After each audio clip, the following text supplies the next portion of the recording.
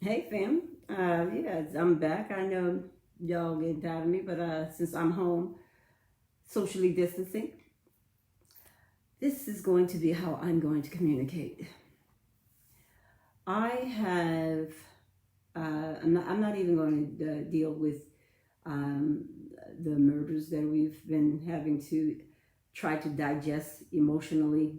Yesterday, that was very, very emotional. That's why I couldn't even watch my own post again. I do have it on other pages, but and so it's if you want to see it, it's on the other page. But I want to talk about these Becky's, Kathy's, Karen's, whatever the hell, because that is a problem waiting to happen. Okay, when you white women, and I got friends that are white women.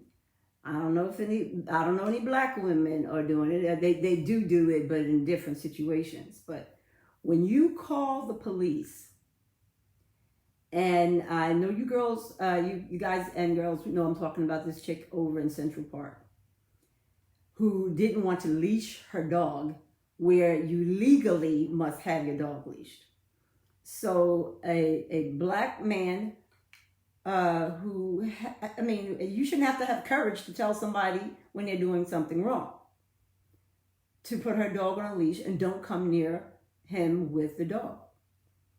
So what she gonna do? Oh, I'm gonna call the police and tell them that you are attacking me. Now he's videotaping it, and I wasn't one of those people who was always down on pulling out your camera all the time and videotaping, especially when you're videotaping and could be helping someone that's in a life or death situation. Now those folks that were videotaping Mr. Floyd, those police officers were not going to let them come, no matter what they did. They would have been either shot or killed, and it would have been worse than it actually was. But these Kathys and Karens that and some Freds and Joes, like that guy who was in the parking lot with their FedEx. I mean, there are so many things that are going on with these false calls to the police saying that black people are doing things that are not actually happening. Not only should these people be, because this is a crime, when you call in false allegations of crimes being committed just to get the police to the scene. But more than that, you are putting a contract out on that black person's life. Because as we all can see very clearly, it has been documented too many times, we don't get the pleasure of conversation and or ask the question what happened. They come on the scenes, guns drawn, people killed, and shoot first, ask questions later. But let me just tell you this. These women and men, mostly white, who are calling the police on black people and saying that they are doing something that is not done, you are actually putting a contract on that person's life. That I am suggesting to those in law enforcement should be a crime, a hate crime in itself. Because when a woman is going to tell you, I'm calling the police and I'm going to tell them that a black man is attacking me, when all this man told her was not to bring your dog near me in a dog walk park, where your dog should be leashed. Now, I have practiced law for a long time. I have seen all kinds of cases. Now, I cannot say that in the urban community, and I don't know if it's a good thing, but I've not had the experience in Newark of black cops shooting white folks in the back or black folks in the back. People get shot. But this new thing of shooting black people as they run, I've talked to several police officers over this last weekend or last few days. And this is because I need to get the perspective of people who stand behind that badge. And it is very much like the situation that we had with President Obama. President Obama went in there with a lot of good intentions and a lot of good things that he wanted to do. But he can't do certain things. See, with the kind of power that we just gave 45 is because the Senate is just letting him run. He's just running wild. He's going to tear up as much as he can tear up.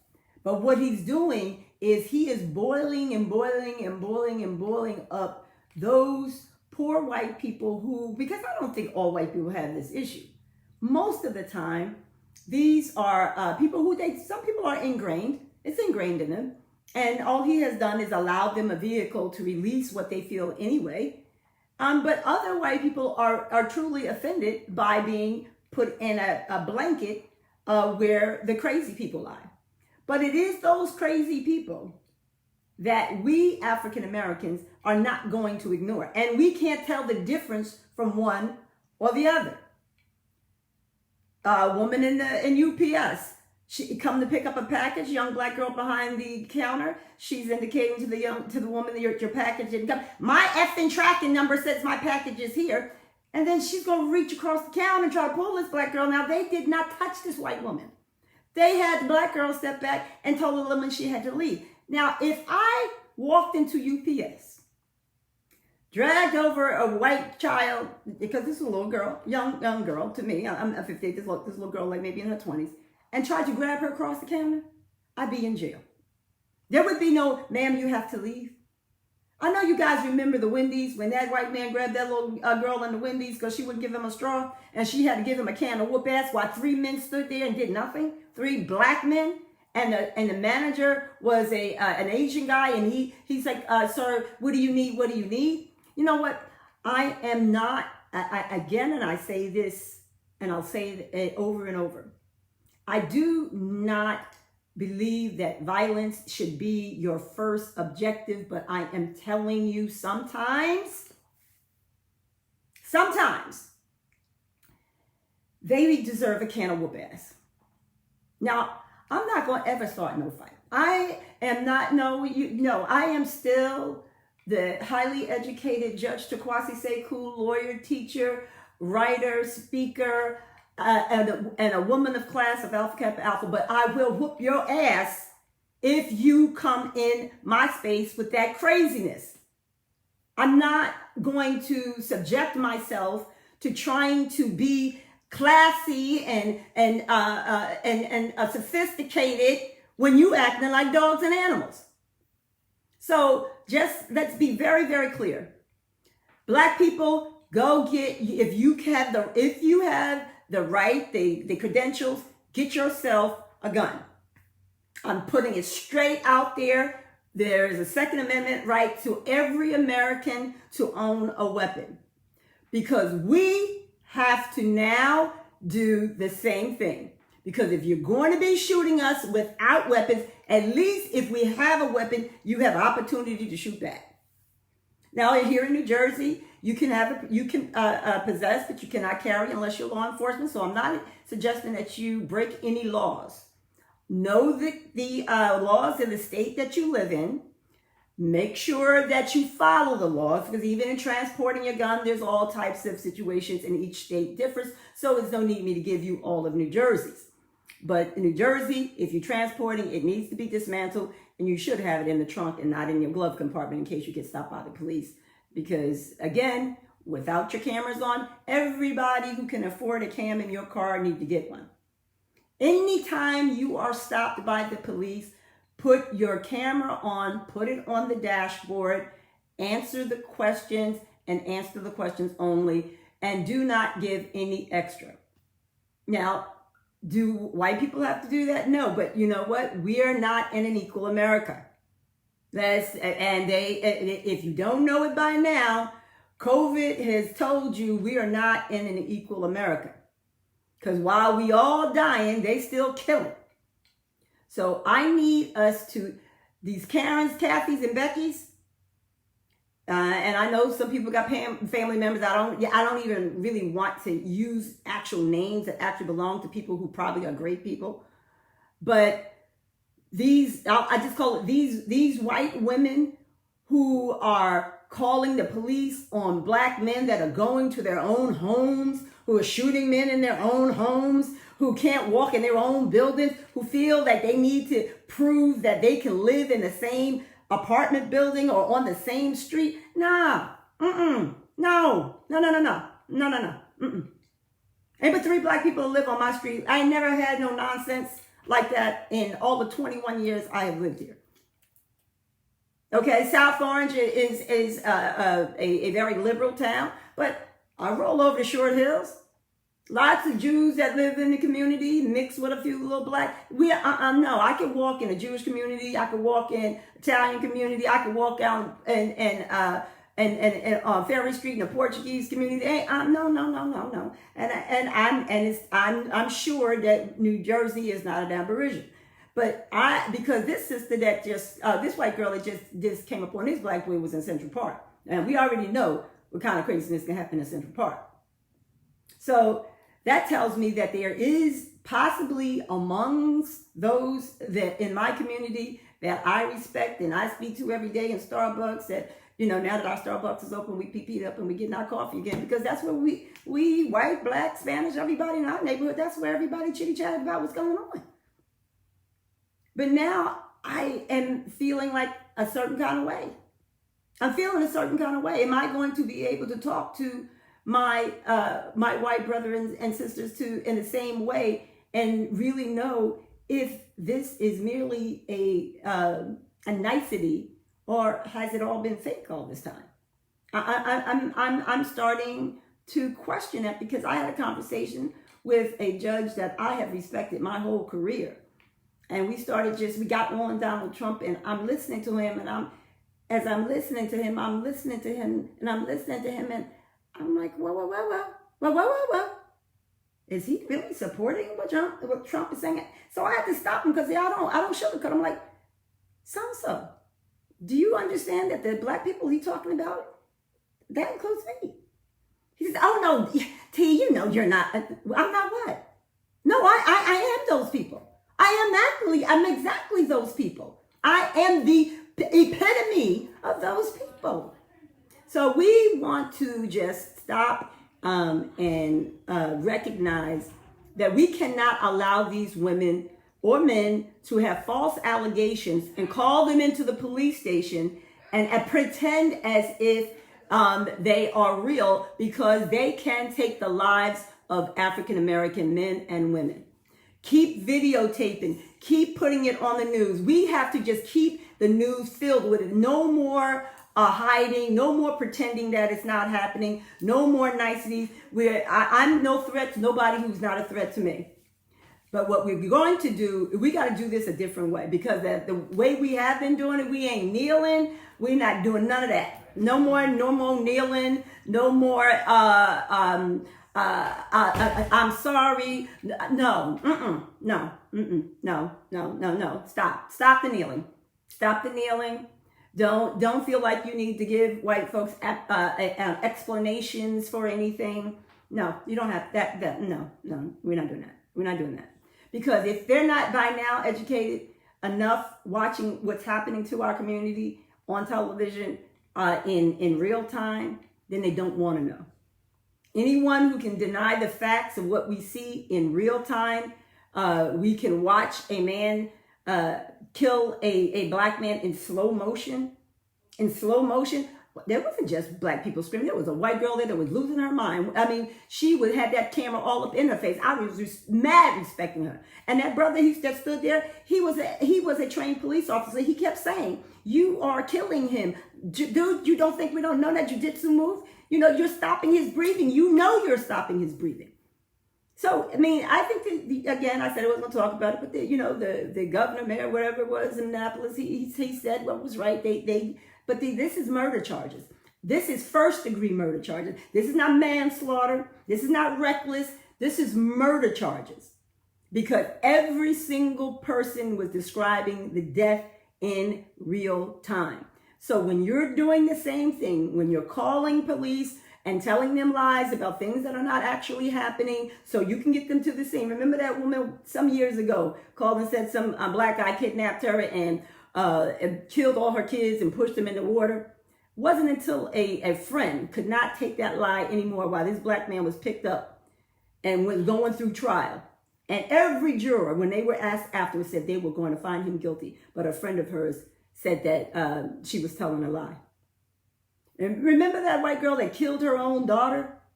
Killed her own daughter and got not guilty. So we're not living in equal times. That Constitution, you better get that Second Amendment right. If they yelling for it, you better yell as louder than they are, because we need it more than they do. Don't be afraid to speak. Don't be afraid, because your silence is just perpetuating the situation. I'm not arguing about Biden and you know his gaffes. We just gonna see who he puts in the administration, because that's going to be our choice. So let's get over that, move past it, and see how we are going to set up to make sure that the people that he puts in that administration are going to make real change and not a whole lot of yakking and talking. That's where we get lost, because the president can't do it by himself. We got to change that Senate. We got to keep Congress. We need the whole House, and then we can clean house. See, President Obama only had the House in the first 4 years. He didn't in the second 4 years. That's why he couldn't do anything. And Mitch McConnell shut down everything he tried to do. And then all you black people just complained that he didn't do anything. He can't do but so much.